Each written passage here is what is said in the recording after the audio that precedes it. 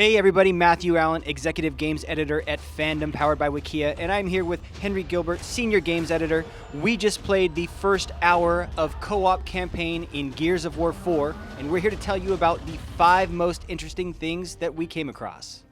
Today, we are humbled by the presence of 2 generations of men and women who braved every danger, who fought the battles that made us what we are. So Henry, right now it looks like we're about to enter a flashback, and...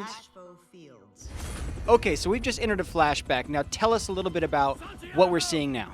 Well, what I really enjoyed about the prologue to the game is that it kind of takes you through the entire Gears trilogy and before it, and introduce you to all these characters you kind of lost, and it's a nice way to do a refresher for the world of Gears.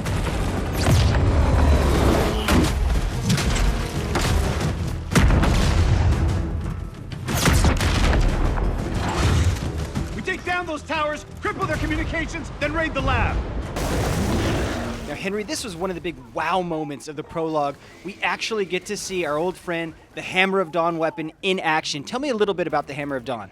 Well, you know, it's actually a satellite. What you pick up is, you know, the pointer at it to mark the target, and it was one of the most killer weapons in the first Gears. Got better each game, and this is really training you to get ready to use it again. And this stage even is supposed to remind you, I think, of the original Gears of War stage, like in the first stage of Gears of War 1. Like, I feel like General Rom's just about to come around the corner at any moment now. And when we played it, you picked up the Hammer of Dawn, and I was just suppressing fire on it. Right, so my job was really just to keep that laser pointer focused at the big monster while you were just kind of like laying down cover fire for me. And then as you can see, the monster just completely getting fried by that Hammer of Dawn. Now here we get a glimpse at weather effects, which play a huge part in Gears of War 4. Tell us a little bit about where these weather effects are coming from and how they affect gameplay. So these are left over from the emulsion countermeasure device that wiped out the Lambent and all the rest of the Locust at the end of Gears of War 3. This is in Chapter 1 of the first act, and this is 25 years later, and this is the leftover remnants of it, and it really changes gameplay. You can see us here just like trying to run against the storm and get to cover. It's really dangerous. Absolutely, yeah. Running forward and the roadie run just takes a lot longer because you're literally fighting the wind as you go. You're kind of getting batted about by the weather. You're trying to take cover, and there's even lightning that can come down and hit you if you're not careful, and so you really have to take cover. So now you're not only going up against enemies, you're going up against weather as well, which is kind of an enemy of itself. Yeah, this is what feels like the developers are showing off. Here's what we can do now on this new system. We couldn't do this on 360 before, and things are way different now. So in the original Gears of War trilogy, the first enemies were the Locust, followed by the Lambent, and they were these huge, hulking kind of monster creatures.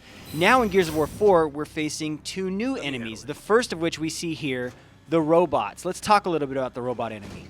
Yeah, I think it's to get you into the game much easier. Like, these characters you're just meeting, they shouldn't be just blasting people in the face to steal stuff when you're with JD Phoenix and his crew. So instead you're facing these robots, so a bit simpler AI. It's a good way to get started in the game. They also have pretty neat guns that kind of have, like, shoot super fast and even have super easy reloads. So you think this might actually be a plot device so that you're not fighting other humans in this, you're actually fighting robots as you're kind of the rebel who maybe gets enlisted for something later in the campaign? Yeah, that's what I think. It's to kind of preserve the morals of the characters who they're stealing stuff, but they don't want to kill anybody. And the robots also, it's not just the walking ones. We later on met some really heavy-duty guys and also a bunch of rolling, exploding guys who work pretty much like the tickers from classic Gears. And I must say, when you chainsaw a robot, the sparks, they just fly so good. Horde Mode was a huge part of the popularity of Gears of War, and it looks like for Gears of War 4, they're actually incorporating elements of Horde Mode in the main campaign. Let's talk a little bit about this sequence we're playing through here and how it kind of echoes Horde Mode. So this is what closed out our first hour with it, and this is the Fabricator. The mission you're doing is to steal a Fabricator that you can then take back to your home base and, make stuff that you need. But in the game, you consume resources to get new items in it for the Fabricator, which is kind of, a technique in Horde mode, but here it is playing out in the campaign. And you're definitely going to need it because we're about to be surrounded by more robots, and we're going to run out of bullets real fast. Right, so we just kept facing wave after wave of enemies, just like in Horde mode, and so sometimes we would have to stock up between waves.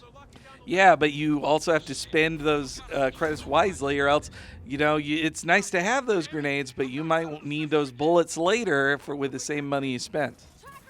Well, there you have it. Those are our thoughts on the first hour of Gears of War 4's co-op campaign mode. Check out Fandom for more Gears of War coverage and other awesome videos just like this one.